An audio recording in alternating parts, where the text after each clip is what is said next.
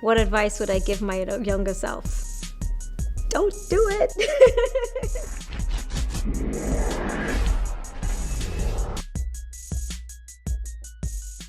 Hi, I'm Darcel De Vlugt. I am from Trinidad and Tobago, but I didn't grow up in Trinidad and Tobago. So I've been back home for 10 years now, and I am a designer with my own brand, Van De Vlugt. I design bridal and special occasion gowns.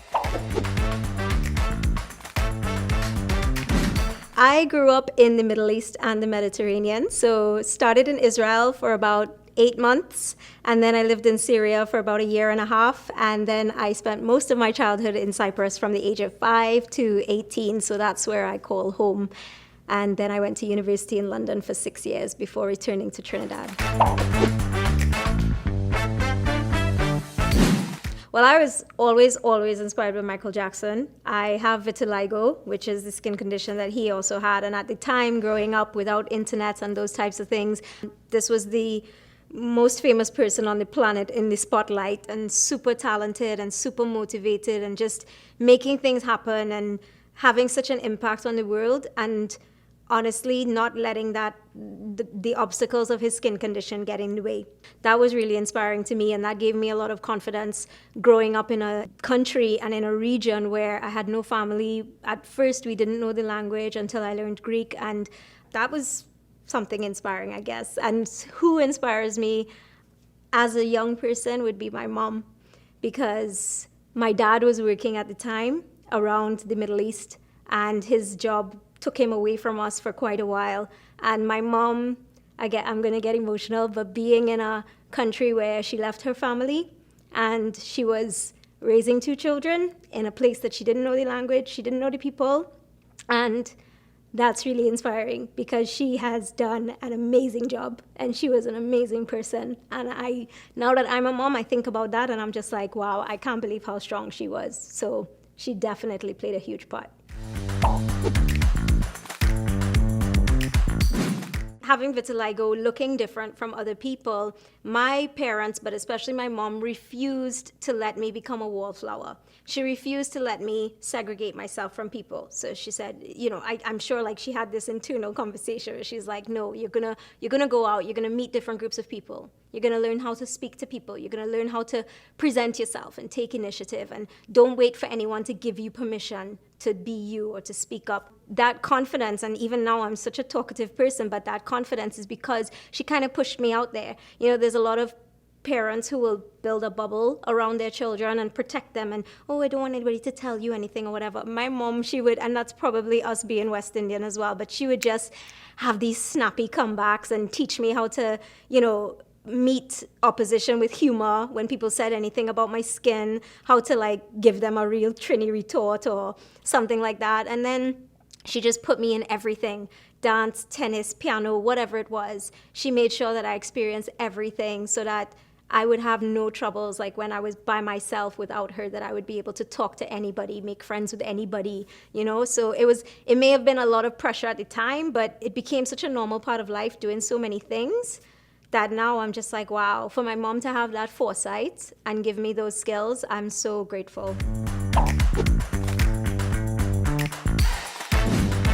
Probably at any point would be something to do with my skin. So for those who don't know, vitiligo is a skin condition that affects the melanin in the skin. And it started for me at the age of 5, which would have been I guess you could say trauma response as a result of my family being separated, my dad going to work, and we were without him. So it started with a couple of white patches on my arm, on my forehead, and then those patches started to grow. And I belong to a rare group within the group, which we have universal vitiligo. By the time I was 17, I was completely depigmented. And I remember internet had come out, and we used to chat on this thing called MIRC, which is way before your days. Okay, this was like literally just text on a white background. And there used to be chat rooms, and I was in the chat room a day, and it was all the different schools from our town, and people were saying, and I said something, and then one of the girls from my school, she just went, "Shut up, you're ugly." And the chat is scrolling and everybody's talking, but it was really shocking to me. Like, this is supposed to be somebody who's in my crowd of friends. So the next day at school, I went up to her in the playground and I confronted her. I'm not a person who likes confrontation, and I think it stems back to that moment, because when I did confront her, I said, why did you say what you said last night? And she said, but you are. She said, everybody thinks it and everybody knows it, but nobody wants to tell you. And I don't really care that she said that to me. What struck me the most was all our friends that were standing around, and nobody said anything. I watched her and I turned around and I went and I sat in a classroom for the rest of the playground break, and everybody moved on and forgot about it. And nobody realizes that is something that stuck in my head so much, was not the words of my enemy, but the silence of my friends. That was definitely a pivotal moment in my life. I wouldn't say worst experience, because I've taken that and used that to bear fruit, but yeah, that was a big one. Definitely the fact that I grew up abroad. I think that plays such a huge part, because I don't just see myself as somebody from Trinidad and Tobago. I definitely see myself as a global citizen. Wherever I go, I can find somewhere that this is home to me. And that translates into my work. It translates into my everyday living. I'm not just walking around that I'm an island girl. I'm an island girl, and I'm from the Caribbean, and I'm from Europe, and I'm from this group of people, and I'm from that group of people. So I've learned how to adapt to different environments and different situations, is definitely, I guess, what's made me who I am. I kind of tripped and stumbled into it. I actually studied fashion in London. I knew that I always wanted to do something with the arts. I was good at fashion. So when my original dream of being a dancer fell through due to an injury, I went ahead to pursue fashion. So I was at the London College of Fashion for 4 years doing my foundation diploma and my bachelor's. And then when I came back to Trinidad, it was a lot of figuring out how I wanted to be part of fashion here in Trinidad, because I didn't grow up here. So I had to first get to know what the fashion industry here was like, what was accepted, the climate, the type of clothing, etc., which is very different to what I knew and what I learned out in Europe, even the techniques to make things, etc. So my going into bridal was very strategic.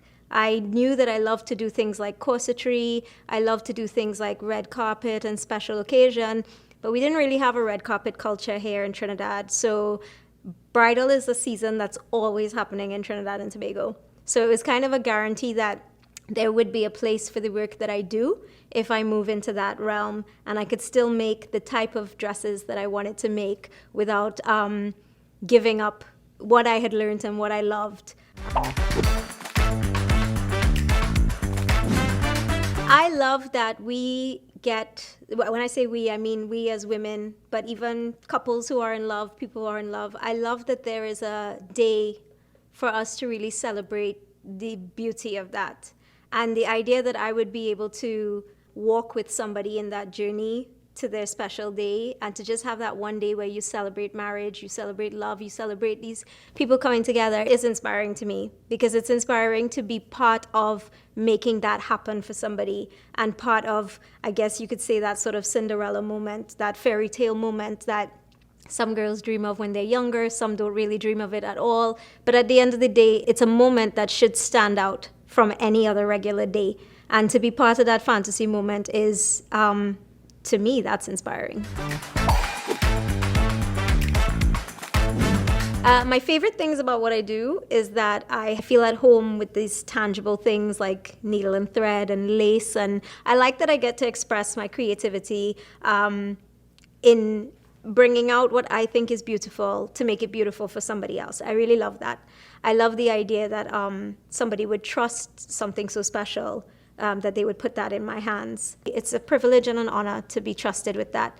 And I love meeting the different people. I love all the different types of brides that come into the studio, and the fact that I work at my home studio, it's really personal, informal space where actually friendships are born as well. Like I have a lot of clients that have become friends over time, and it's great because I love meeting people. So it really facilitates that part of my life.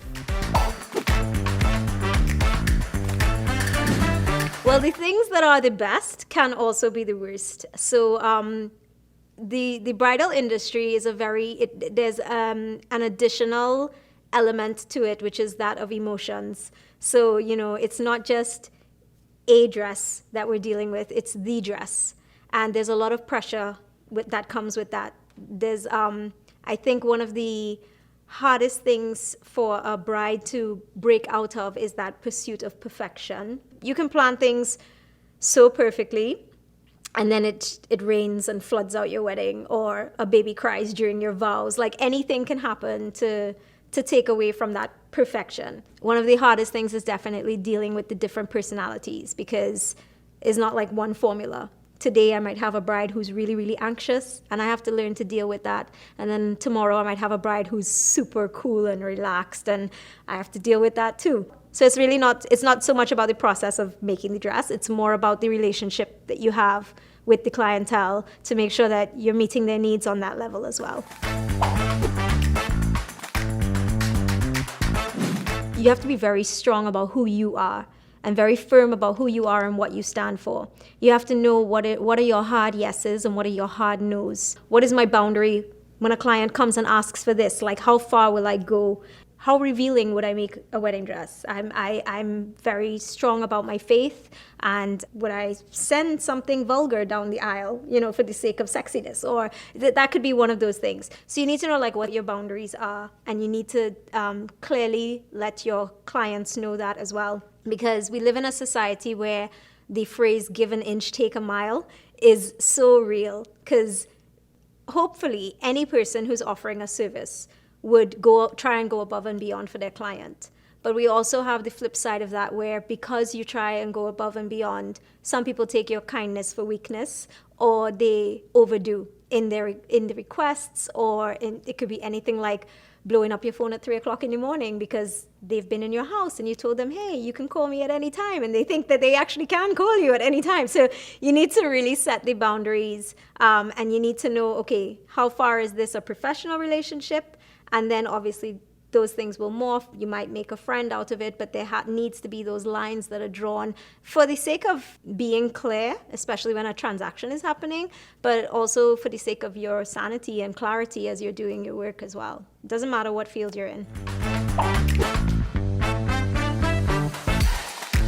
Do an internship. There's a lot of people who come straight out of school and open their own business, and everybody wants, their name on the door or their name on the label. Go and work for somebody else. We're on an island. Like, if you were in Europe and you did an internship or an apprenticeship in a fashion house, the chances of you actually getting to work side by side with the designer are like minimal, because everyone's trying to get next to the designer. But here in Trinidad, or even in the Caribbean, you can actually reach out to somebody personally and say, hey, can I shadow you? Can I come and see what it's like for a day, a week, or whatever it is? And a lot of people would probably say yes to that. And then you get that hands-on experience, and you get that hands-on knowledge. And even I worked at a fashion house here for a little while for my internship, and you see the way that they do things, and then that can also help you to learn your own way to do things. Next thing you know, you might have a signature style of your own. So definitely make use of the resources available online. I mean, University of YouTube is good for some stuff. No one who wants to do something in this day and age has any real reason not to be able to learn something about it. Laziness would be the only reason. Because I was an intern, I got to take part in photo shoots. I got to take part in the actual workshop in terms of manufacturing. I got to take part in, relaying with the client. So you get to sort of test all the different areas and then decide where you want to be. When people hear fashion, they automatically think designer, but there's technician, there's stylist, there's photography, there's all the things that happen behind the scenes that often could actually make you a lot more money than being a designer. So I would say dip your toe in the water all the way around the pool to really see where you fit into that puzzle, because there's a place for everybody.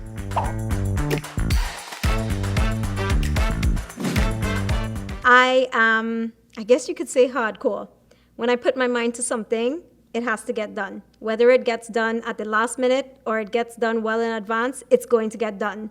that idea of failing, it's destructive to me. I can't imagine failing. So it's going to get done. That could be to my own detriment, because that might mean that I lose sleep. It might mean that I eat poorly. It might mean that I sacrifice a whole lot just to get something done. I am very confident. I am very social. I like to talk to people. I love to meet new people. I'm not afraid of new experiences in any way, shape, or form.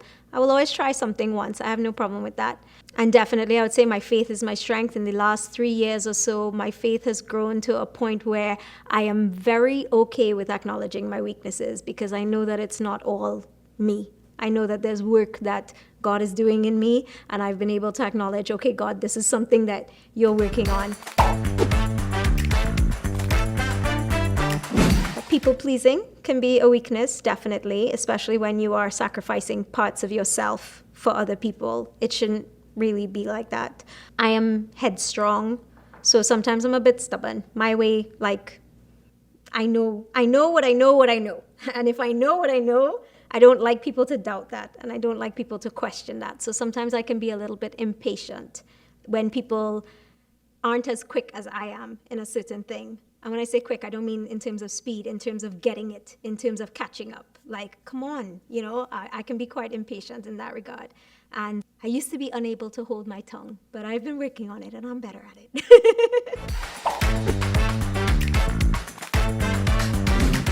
There's a rush to grow up. Childhood seems like it lasts in forever, but it's really so fleeting. And there's going to be a day that you're going to look back and you're going to be like, I wish I didn't wish to be this grown this fast, because it's going to sneak up on you, and bills aren't fun.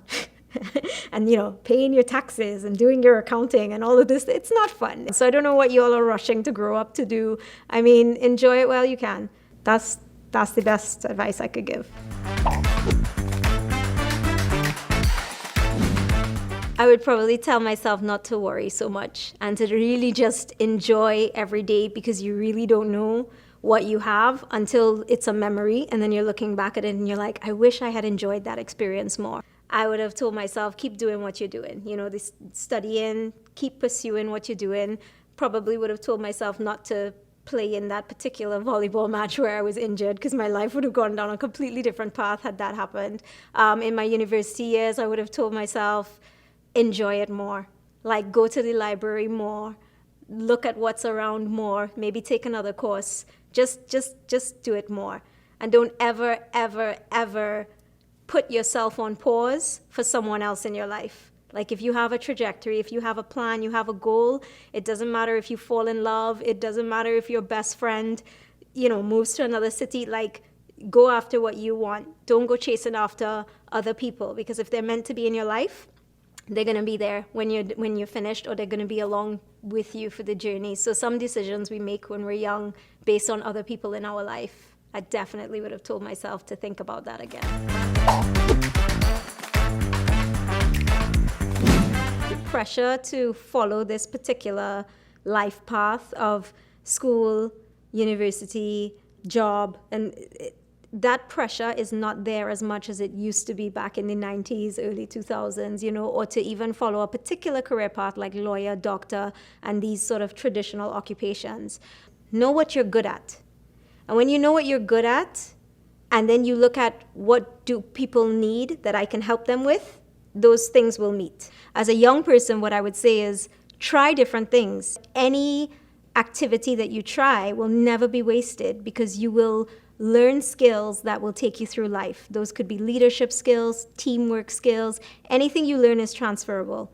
I used to be a dancer, and I am able to translate those skills into, it helps with my communication, but it also helps with my expression, my creative expression. And learning dance and choreography helps me now when I'm conducting photo shoots or runway shows, and I can train models, and I can, it's all transferable. So there's nothing that's wasted. So as a youth, you should definitely take advantage of everything that's available to you. And somewhere along the line, your passion is going to meet your purpose, and you're going to find what you're supposed to be doing. Most of the time, you're going to fall into it. just naturally. It shouldn't necessarily be on this date at this time, I have to decide what I'm going to be doing with my life. That's a lot of pressure to put on yourself as a young person.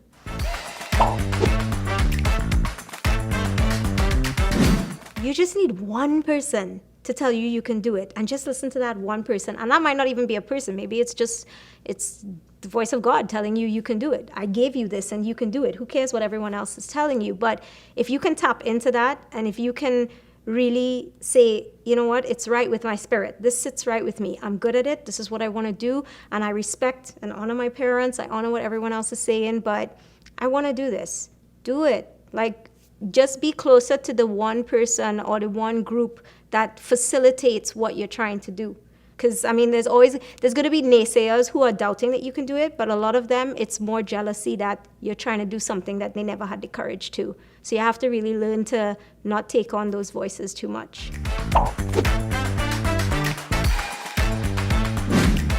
Definitely curiosity to learn, the boldness to speak up, the humility to stop and listen, the courage to do it when everyone says not to, or when you might be the only person doing it.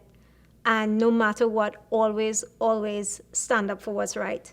Stand up for the right thing to do, even if everybody else isn't doing it.